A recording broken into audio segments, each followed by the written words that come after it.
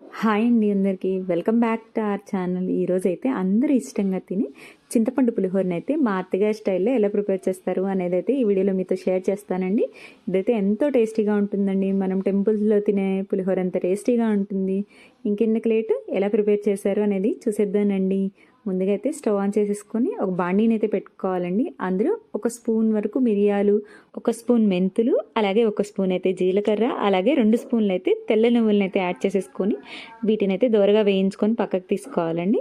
Next అయితే ఇదే బాండీలో కొంచెం ఆయిల్ని అయితే యాడ్ చేసేసుకొని ఇందులో అయితే ఒక బౌల్ వరకు పల్లీలను అయితే యాడ్ చేసేసుకోవాలండి. అలాగే కొన్ని జీడిపప్పులను కూడా యాడ్ చేసుకొని వీటిని అయితే మంచిగా గోల్డెన్ కలర్ వచ్చే వరకు అయితే బాగా వేయించేసుకొని పక్కకు తీసుకోవాలండి. నెక్స్ట్ అయితే ఇదే బాండీలో మరొక 2 స్పూన్ల ఆయిల్ని అయితే యాడ్ చేసేసుకొని ఇందులో ఒక 3 ఎండుమిర్చి, అలాగే కొన్ని పోపు దినుసులను అయితే యాడ్ చేసేసుకోవాలి. అలాగే ఒక 2-3 పచ్చిమిర్చిలను అయితే మధ్యలో ఘాట్లు పెట్టేసుకొని దాన్ని అయితే యాడ్ చేసేసుకోవాలండి. అలాగే కొంచెం కరివేపాకును కూడా యాడ్ చేసేసుకొని వీటన్నిటిని మంచిగా దోరగా అయితే వేయించేసుకోవాలండి. నెక్స్ట్ అయితే ఇందులో ఒక చిన్న టేబుల్ స్పూన్ వరకు ఇంగవని అయితే యాడ్ చేసుకోవాలండి. ఈ ఇంగవని కూడా ఈ ఆయిల్ అయితే బాగా కలిపేసుకొని దీని అయితే కాసేపు అలా వేగనివ్వాలండి. నెక్స్ట్ అయితే మనమైతే చింతపండు రసాన్ని అయితే ముందుగానే చింతపండుని అయితే నానబెట్టేసుకొని చింతపండు రసాన్ని అయితే సపరేట్ చేసుకొని ఒక గ్లాస్లోకి అయితే తీసేసుకోవాలండి. ఇప్పుడైతే ఒక గ్లాస్ వరకు చింతపండు రసాన్ని అయితే ఈ ఆయిల్ అయితే యాడ్ చేసేసుకోవాలండి. నెక్స్ట్ అయితే ఇందులో మన టేస్ట్కి తగ్గట్టుగా కాస్త ఉప్పునైతే అయితే యాడ్ చేసేసుకోవాలండి. అలాగే ఇందులోనే కొంచెం పసుపును కూడా యాడ్ చేసేసుకోవాలి. పసుపును కూడా యాడ్ చేసి అంతా అయితే బాగా కలిపేసి ఈ చింతపండుని అయితే ఉడకనివ్వాలండి.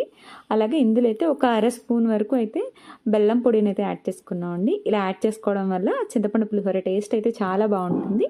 కాస్త 1/2 స్పూన్ బెల్లం పౌడర్ని కూడా యాడ్ చేసేసుకొని అంతా బాగా కలిపేసుకొని ఈ చింతపండుని అయితే బాగా ఉడకనివ్వాలండి. చింతపండు ఇలా దగ్గరగా అయ్యే వరకు బాగా ఉడికించేసుకోవాలండి. బాగా ఉడికిన తర్వాత అయితే ఇందులో అయితే మరికొన్ని ఒక 2-3 పచ్చిమిర్చిలను యాడ్ చేసేసుకోవాలండి.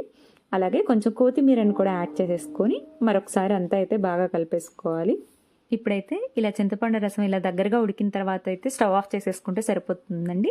అన్నాన్ని అయితే మనం ఆల్రెడీ పొడిలాడేలా ఉడికించుకొని కాస్త చల్లార్చుకోవాలండి. ఇప్పుడైతే ఈ అన్నంలో ఆల్రెడీ వేయించి పక్కన పెట్టుకున్న పల్లీలు, జీడిపప్పును అయితే యాడ్ చేసేసుకోవాలి. అలాగే కొంచెం కరివేపాకును కూడా యాడ్ చేసుకోవాలి. అలాగే మనం ముందుగా వేయించుకున్న మిరియాలు, మెంతులు అన్నీ కలిపేసేసి వేయించాం కదండి, వాటన్నిటిని మిక్సీలో వేసుకొని ఇలా ఫైన్ పౌడర్లో చేసుకోవాలండి. ఈ పౌడర్ని కూడా ఇందులో యాడ్ చేసేసుకోవాలి. అలాగే కొంచెం పసుపు, అలాగే కొంచెం ఉప్పును కూడా యాడ్ చేసేసుకోవాలండి. అలాగే మనం ఉడికించి పక్కన పెట్టుకున్న చింతపండు రసం మొత్తాన్ని ఇందులో యాడ్ చేసేసుకొని అంతా అయితే బాగా కలిపేసుకోవాలండి. ఈ అన్నానికి చింతపండు రసం అయితే అంతా బాగా పట్టేలాగైతే అంతా కలిపేసుకోవాలండి. లాస్ట్లో మీకు కావాలనుకుంటే అయితే సాల్ట్ సరిపోకపోతే చూసుకొని మరి కాస్త సాల్ట్ని అయితే యాడ్ చేసేసుకోండి. ఇంతేనండి, ఇలా చాలా సింపుల్గా ఎంతో టేస్టీ అయిన చింతపండు పులిహోరని అయితే ప్రిపేర్ చేసేసుకోవచ్చు. మా వీడియోస్ మీకు నచ్చినట్లయితే ప్లీజ్ సబ్స్క్రైబ్.